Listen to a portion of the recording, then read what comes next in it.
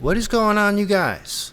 I have a video about knife sharpening today, and I want to make you happy because you don't have to spend really that much money. Well, yeah, you don't have to spend like kind of crazy money that people are spending on these machines and these mechanisms to sharpen it.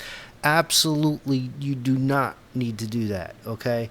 So, I have two knives on the table. These are straight knives. These are like kind of like if you're a knife connoisseur, bottom of the barrel.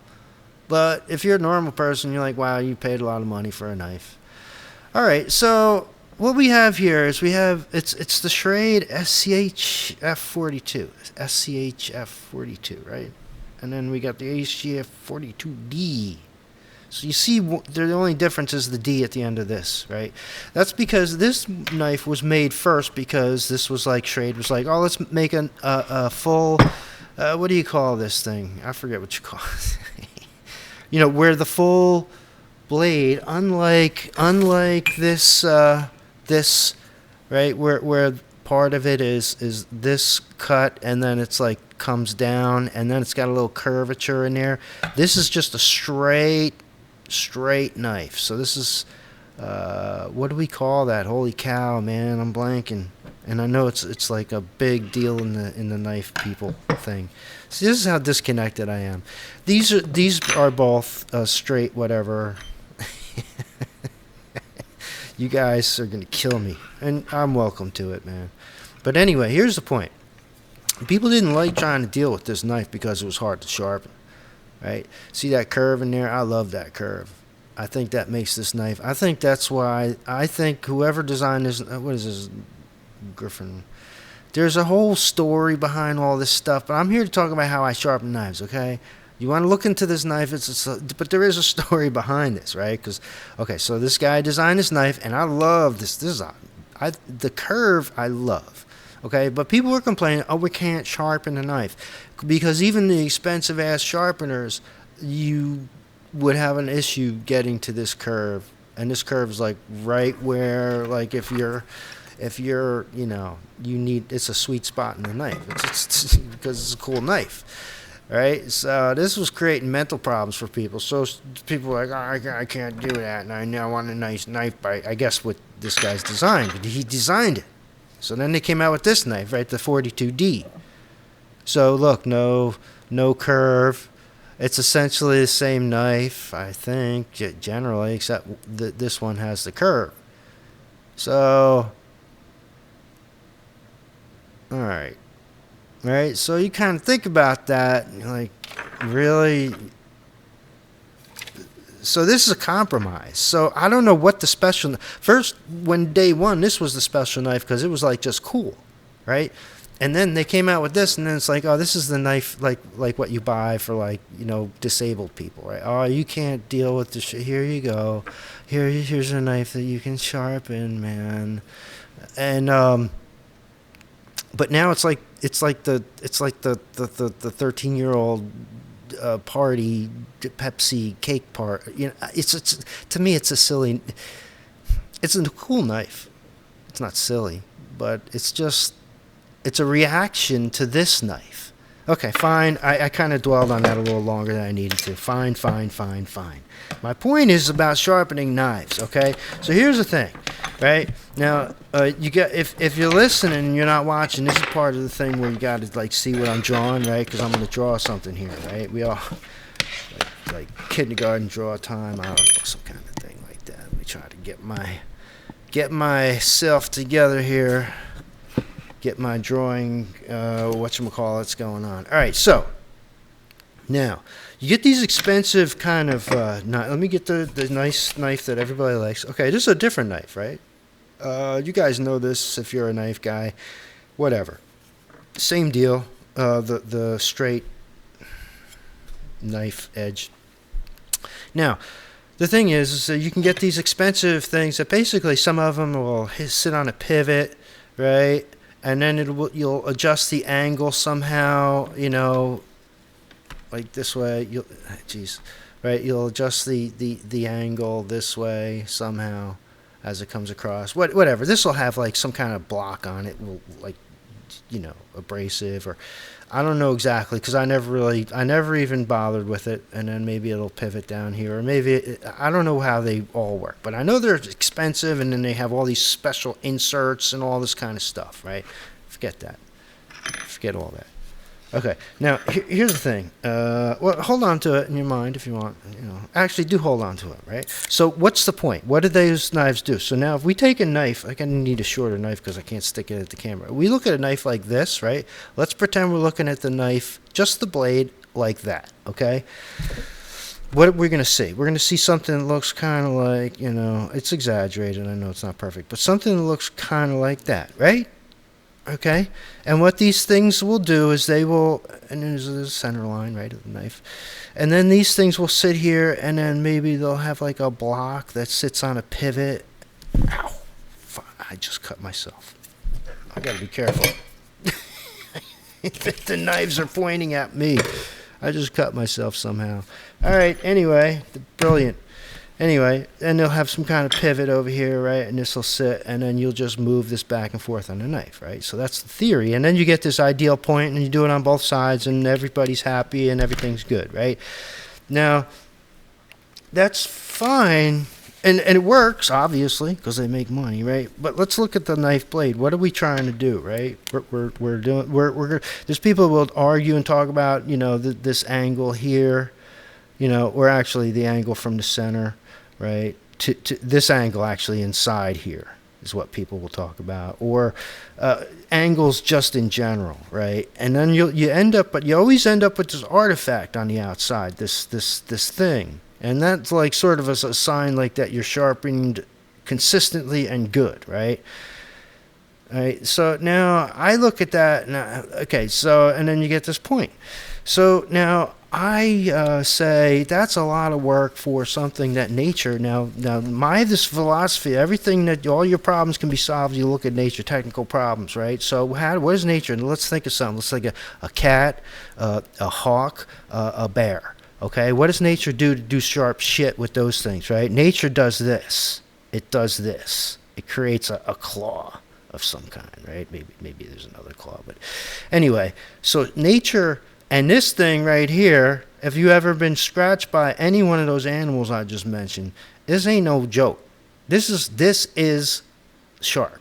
And it's almost like this saber bend seems to have something to do with the naturalness. Yeah, see, I cut myself, man. Damn it. That's okay. Don't do that.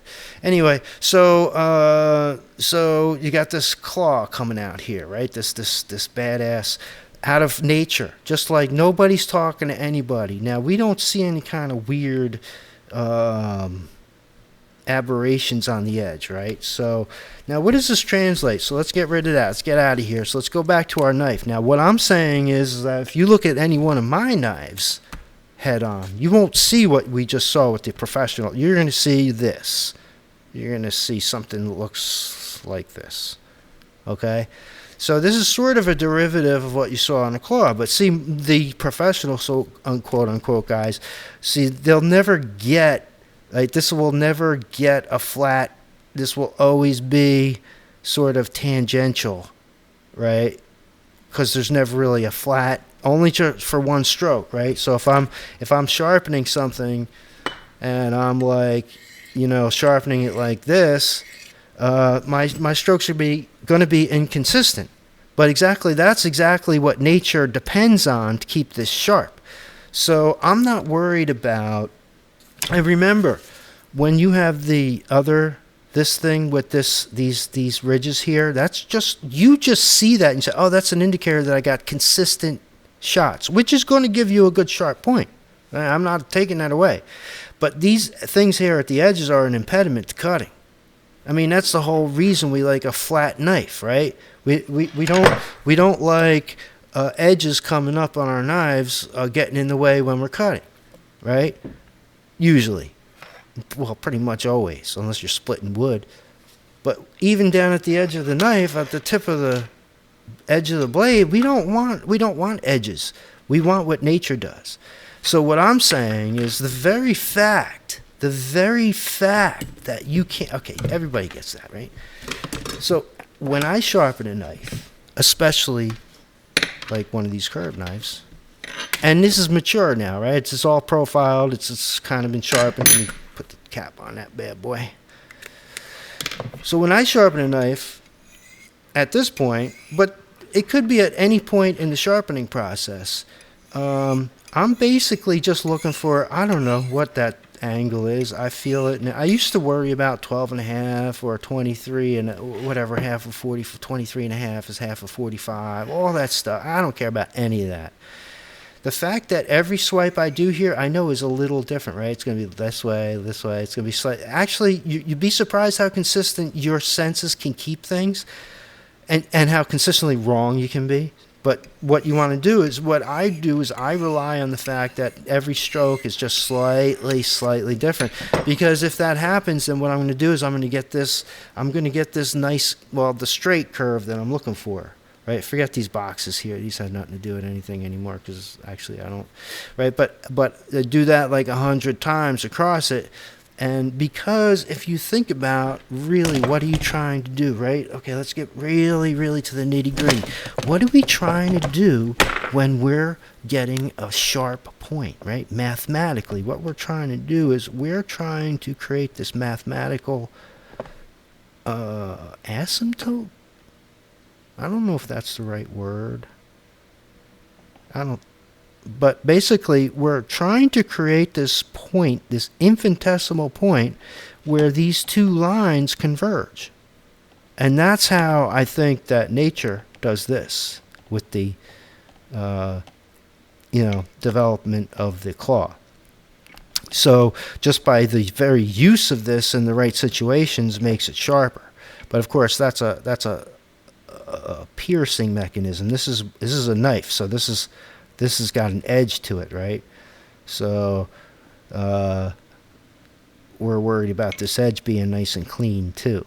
But so mathematically, that's what we're going for, and that's what this does, right? That's what this gets, essentially, right? You're going for this mathematical, but these are straight lines, right? These are not curved at all. Right, so a standard knife sharpener goes for this very straight, consistent. You can see it with your eyes, like, oh, okay, I sharpened it. It looks like it worked. This one, if you do this right and you strop it real nice, you'll get a nice kind of shiny edge to your blade. Like a long, like how it's kind of long edge. Just kind of. You can't find like a ridge on that edge, right?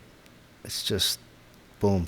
So that's the whole point. So that's the whole point. The very fact that you can't get a consistent angle is an advantage when you're sharpening at any level. And it doesn't matter whether it's an axe or a knife or a kitchen knife.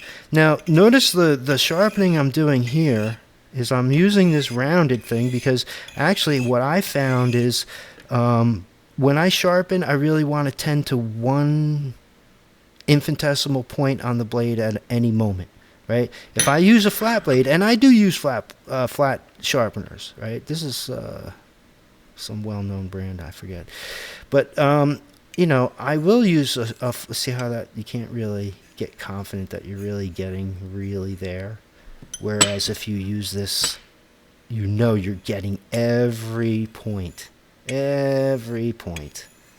And then, of course, I will twist this. I will turn this so that I don't gouge like one.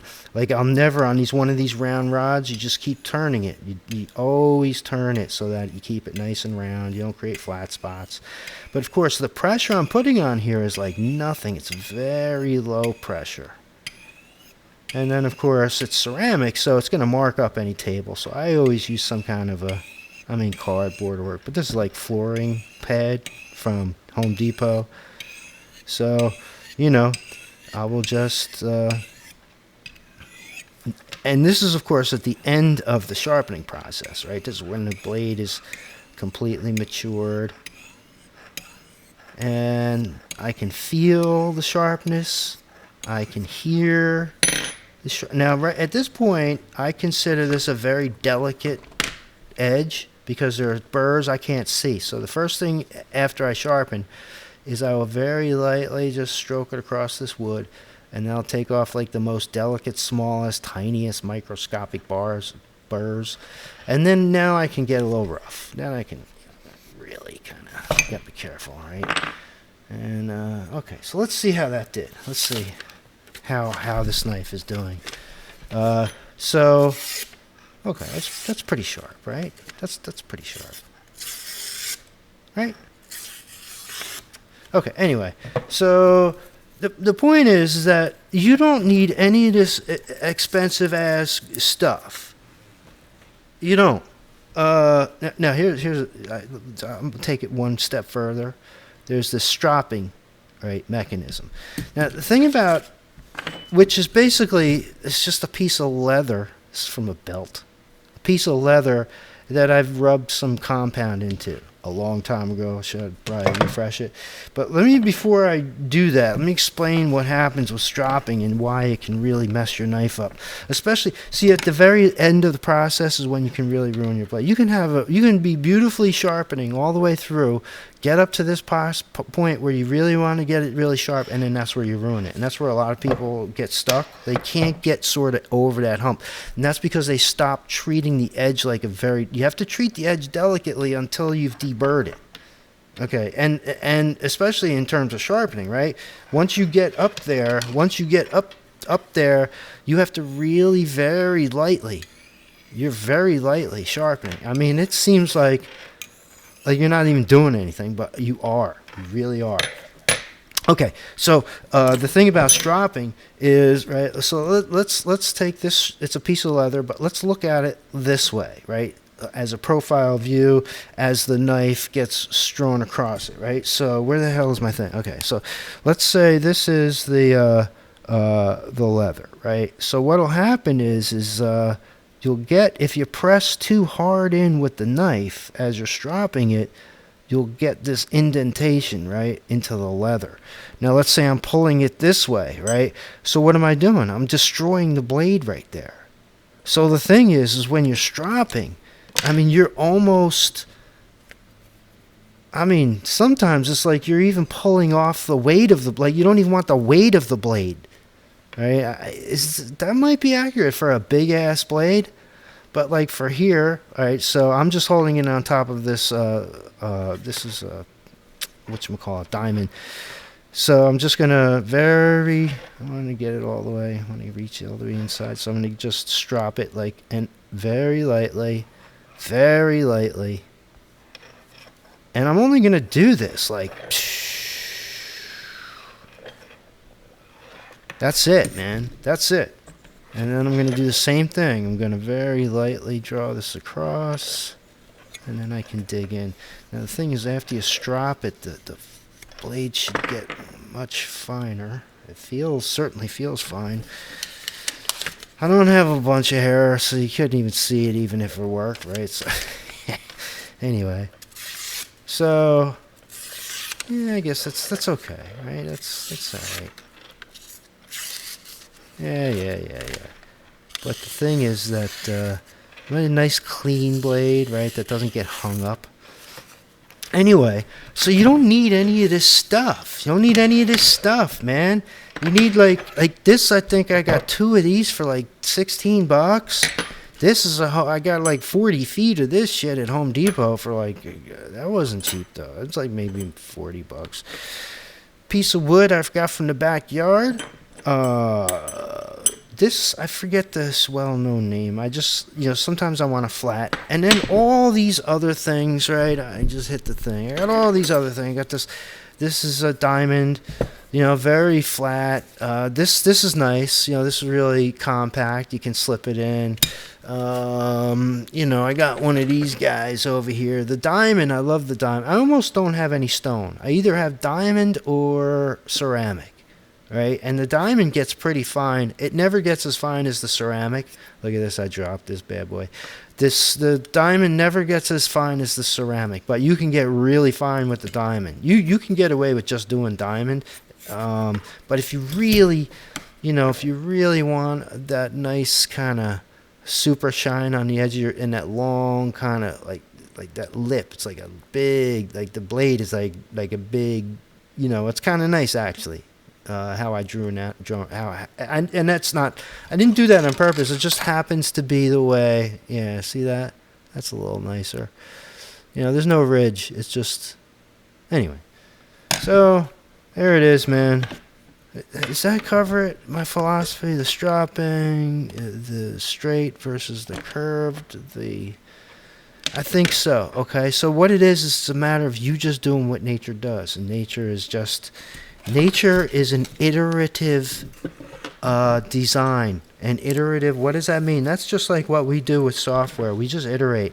We just constantly go over and over and over and over and fix little things as we see them. Iterative design means I don't want to sharpen this in 1 or 2 strokes. Iterative means it might take 1,000 strokes, and then what I'll do is I'll put on my favorite TV show and very lightly treat my blade, Now, if I needed to profile, I might be. This would absolutely ruin this, right? But like this, it wouldn't ruin the knife. It would ruin my profile. But if I just started running this across, like this is very fine, but I know it's way too rough for this. So it's like you get yourself to different levels. If this was a axe from outside, right? This would be this. I might be like, I wonder if this is gonna. Actually, this will do the job pretty well. But I'm going to be pulling out one of these coarse guys for an axe. But the thing about is, diamond feels like innocuous, and it's amazing. We have some kind of resistance. The skin, I guess, is too pliable or something. But diamond is absolutely relentless. Absolutely. I mean, even the strongest steel is powerless against just constant diamond. It just can't take it. And then the ceramic is you're just taking it way, you're bringing it into like this smoothness land. Because ceramic, it's just like, it just feels like, like ceramic. It doesn't feel abrasive at all. But you get to that level where you're trying to get that razor sharp thing. Now you realize, and you can tell when if you do too sharp an angle, or you cut across like a material like this, you'll find out right away you lost your edge, right? Okay, anyway, this is everything. Is that everything? Did we hit everything? Look at this windshield repair, man. There's something that breaks your heart when your windshield breaks. Everything in life, everything is temporary. I'm mourning that. Anyway, I hate when well, what can you say? Anyway, okay, so you witnessed a moment in my mind there. Anyway, so that's how I sharpen blades. That's exactly, I don't think you need anything but a handful of some stuff. Actually, I have a much coarser ceramic and fatter one in my kitchen drawer. And that actually I could probably get away with just this and that other one for relatively sharp knives. So, just, remember, the sharper you get, the more delicate and the more deliberate you want to be about what you're doing to the edge of that blade. Until, because most of the time, right, you're exposing it to materials that will yield to it. Plastic, wood, right? That's why we can use the wood so nicely to get rid of the deburring, and we know it's not going to hurt the edge, right? But these things will hurt the edge if you use them wrong. So it's just, you have to just use these to the point where there we go. There's our edge, man. I think what we're looking for, I think we got it. So then you stop with the stuff. Maybe one last stropping, but this could destroy your whole edge too. Right, which what we saw here, you're pulling it across, and as you pull it across, you're pushing down too hard into the leather, and you're creating like this, and this rides along as you pull the knife, right? This knife is this knife is getting pulled like this way, right? And this is like a little wave that rides with it. So anyway.